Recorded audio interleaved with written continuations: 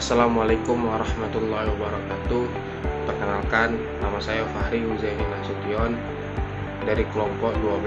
Di sini saya akan menjelaskan praktikum distribusi sistem tenaga listrik. Pada praktikum kali ini terdapat dua materi, yaitu yang pertama load flow, kemudian yang kedua yaitu short circuit. Pada praktikum distribusi sistem tenaga listrik ini yaitu menggunakan aplikasi yang bernama ETAP. ETAP tersendiri bisa disebut dengan Electric Transient and Analysis Program, yaitu merupakan suatu perangkat lunak yang mendukung sistem tenaga listrik. Nah, perangkat lunak ini ataupun ETAP ini bisa bekerja baik keadaan offline ataupun keadaan online. Nah, ketika dia bekerja dalam keadaan offline itu hanya untuk mensimulasikan tenaga listrik tersebut. Kemudian pada saat dia bekerja secara online itu untuk mengolah data real time atau digunakan untuk mengendalikan sistem secara real time. Kemudian selanjutnya analisa tenaga listrik pada etap ini yaitu dibagi menjadi 4. Yang pertama itu analisa aliran daya, kemudian analisa hubung singkat, kemudian analisa arc flash analysis, dan yang terakhir itu ya analisa kestabilan transient. Nah, kemudian pada etap ini yaitu menggunakan dua standar, yaitu ANSI dan IEC. ANSI ini atau American National Standard Institute ini yaitu suatu lembaga swasta yang mengawasi pengembangan standar konsensus sukarela untuk produk jasa, proses, sistem, dan personel di Amerika Serikat. Nah, untuk ANSI ini yaitu berfrekuensi 60 Hz. Selanjutnya yaitu IEC. IEC ini adalah International Electronical Commission. Nah, IEC ini yaitu organisasi non-profit internasional yang didirikan pada tahun 1906. Terus organisasi ini bermarkas di Swiss. Nah, organisasi ini tuh bekerja untuk penyusunan dan penerbitan standar internasional di bidang elektronika. Dan IEC ini berfrekuensi sebesar 50 Hz. Mungkin hanya sekian penjelasan dari saya. Assalamualaikum warahmatullahi wabarakatuh. Perkenalkan, nama saya Muhammad Abu Bakar Rizvi dari kelompok 12, dan kali ini saya akan menjelaskan tentang komponen simetris. Komponen simetris digunakan untuk menganalisis terutama sistem yang tidak seimbang. Misalnya saat terjadi hubung singkat 3 fasa, 2 fasa, dan 1 fasa ke tanah. Gangguan dan ketidakseimbangan ini terjadi tidak secara terus-menerus, dan kebanyakan titik memerlukan analisis yang mendalam. Oleh karena itu, sulit untuk mempraktekkan komponen simetris tersebut. Metode komponen simetris ditemukan pertama kali oleh Charles L. Fortescue pada tahun 1913. Menurut teorema Fortescue, 3 fasor tidak seimbang dari sistem 3 fasa dapat diuraikan menjadi 3 sistem fasor yang seimbang. Himpunan seimbang komponen itu adalah 1.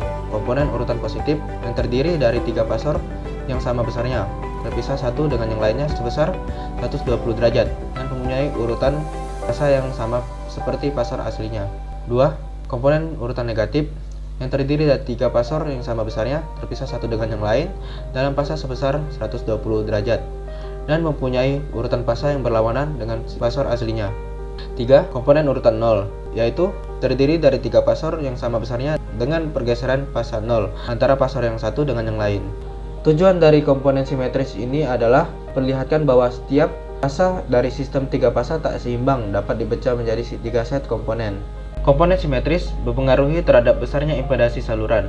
Impedasi saluran suatu sistem tenaga listrik tergantung dari jenis konduktornya, yaitu dari bahan konduktor dan pula besar kecilnya penampang dan panjang saluran dari konduktor tersebut. Komponen simetris menyebabkan tegangan jatuh sesuai dengan urutan dan tidak mempengaruhi urutan arus lainnya, yang berarti tiap urutan yang seimbang akan terdiri dari suatu jaringan. Ketidakseimbangan arus dan tegangan ini akan menimbulkan pula impedasi urutan positif, negatif, dan nol. Sekian penjelasan dari saya. Wassalamualaikum warahmatullahi wabarakatuh. Assalamualaikum warahmatullahi wabarakatuh. Halo, Perkenalkan, nama saya Putri Aziza, saya dari kelompok 12. Di sini saya akan menjelaskan tentang gangguan hubung singkat. Jadi apa itu gangguan hubung singkat?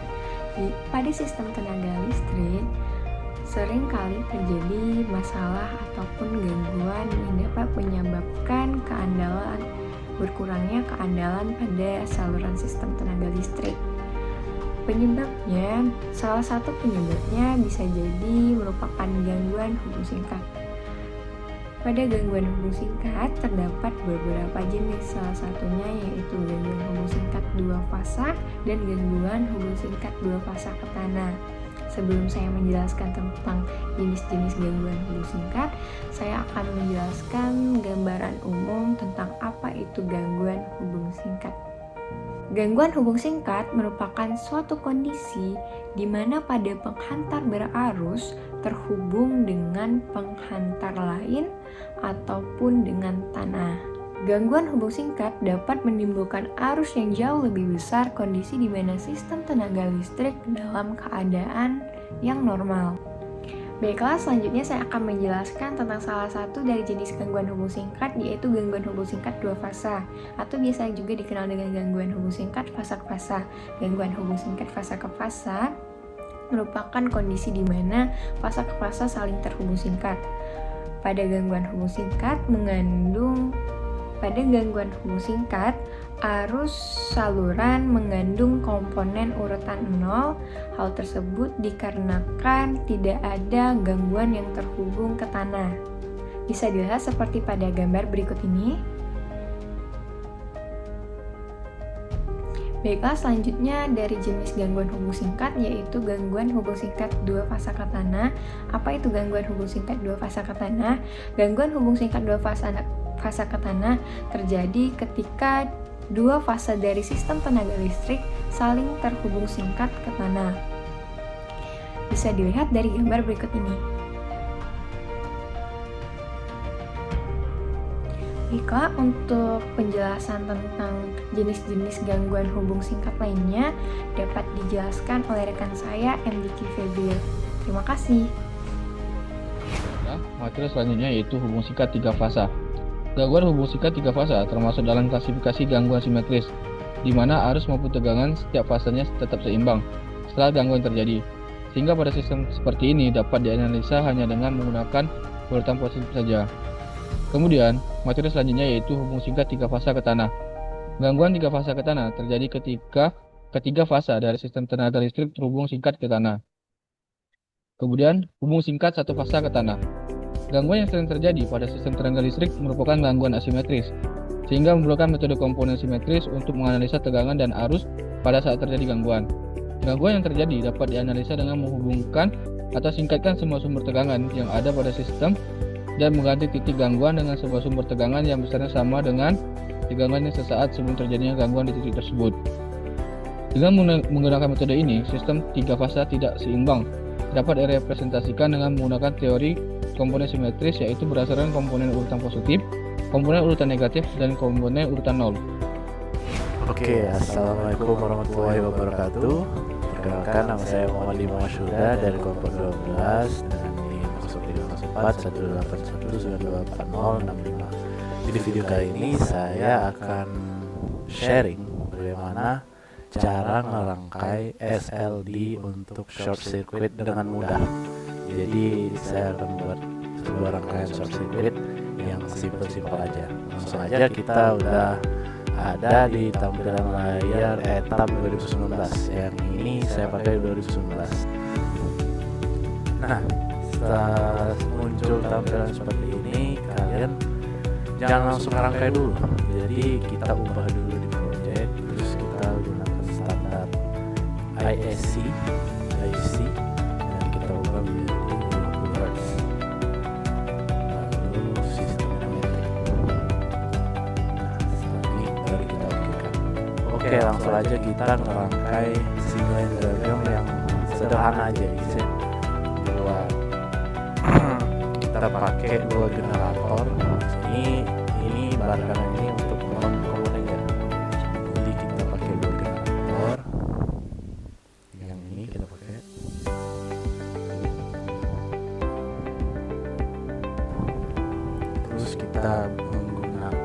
6 bus. Bus itu ini kita taruh sini aja. Oke, bus 2, bus 3, bus 4, bus 5,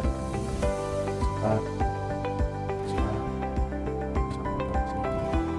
Lalu kita menggunakan 4 buah trafo.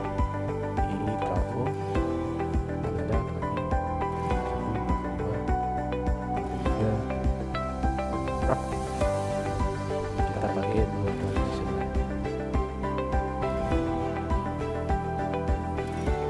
Nah, kurang lebih seperti ini. Kayak yang simpel.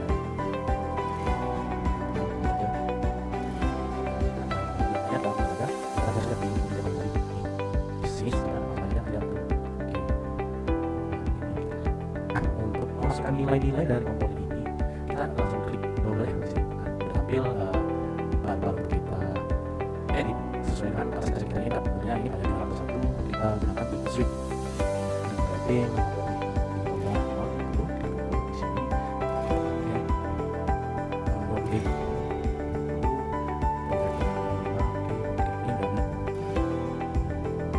dan kita isinya kita klik langsung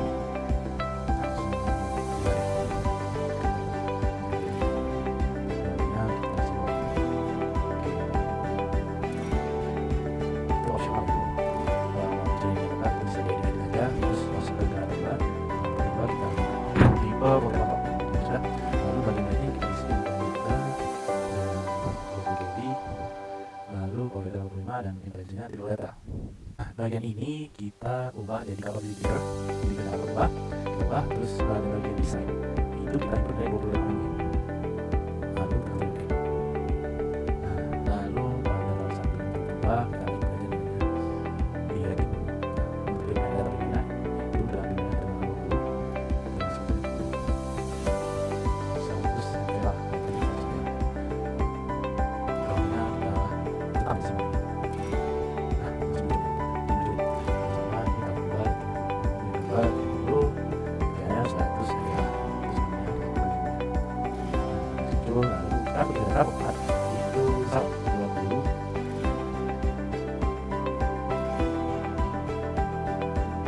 Nya 100 MPH.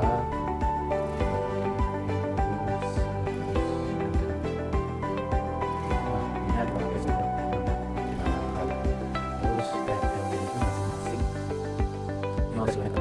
Jadi tambah dari ini tambah 15. Lalu intensinya tambah sini udah bisa kan? Lalu kita tambah ini tambah stop.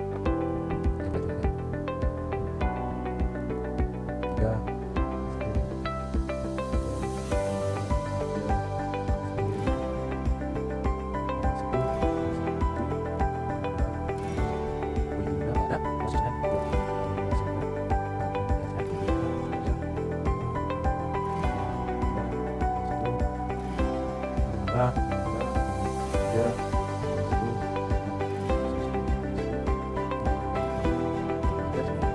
Setelah semua ini kita rangkai, bagaimana kita mencoba self circuit menggunakan typical ZX. Ini penting.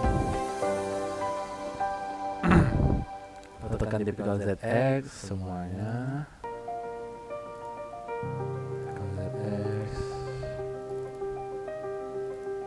Typical ZX. Lalu kita coba saja di ini. Nah, berarti rangkaian kita udah bener.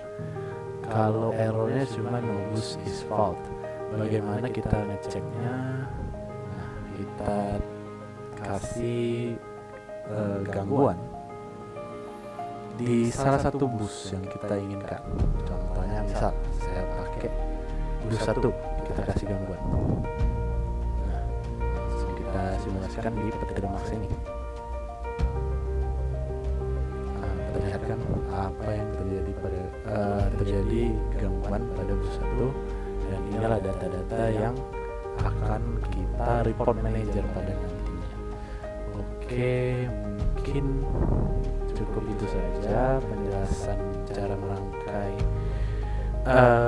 short circuit single line diagram yang sederhana dari saya. Nanti untuk penjelasan rangkaiannya akan dijelaskan oleh teman saya. Assalamualaikum warahmatullahi wabarakatuh. Perkenalkan, nama saya Khairul Fahmi dari kelompok 12 dengan ujung NIM 108. Pada kesempatan kali ini saya akan menjelaskan tentang rangkaian short circuit 2 yang dimana menggunakan 2 generator, 4 transformator, dan 2 transformator lain. Generator pertama yang digunakan dengan mode swing boost dengan besar 50 MW, generator kedua dengan mode voltage control dengan besar 50 MW, trafo 1, 2, 3, dan 4 dengan nilai masing-masing yaitu 100 MVA. Dengan panjang transmission line yaitu sepanjang 15 km. Pada saat dibuat gangguan fault pada bus 1 saat di transmission line, pada saat di running, hasilnya nilai tegangannya sebesar 10,62 kV dan arus gangguannya sebesar 17,4 kA. Setelah itu ditambah gangguan pada bus 6, ini bus 6. Setelah di running, nilai tegangan pada bus 4 yaitu 10,03 kV dan arus gangguannya sebesar 20,67 kA. Besar nilai arus gangguan dipengaruhi juga oleh daya aktif dari generator tersebut.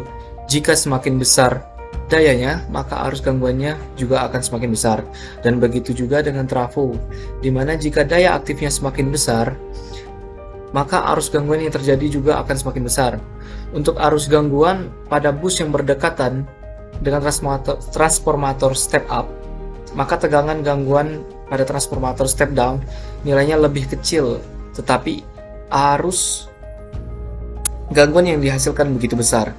Berbanding terbalik pada arus gangguan yang berada pada bus setelah transformator step up, nilainya lebih kecil. Apabila semakin panjang nilai dari suatu saluran transmisi, maka akan semakin kecil pula nilai dari arus gangguannya.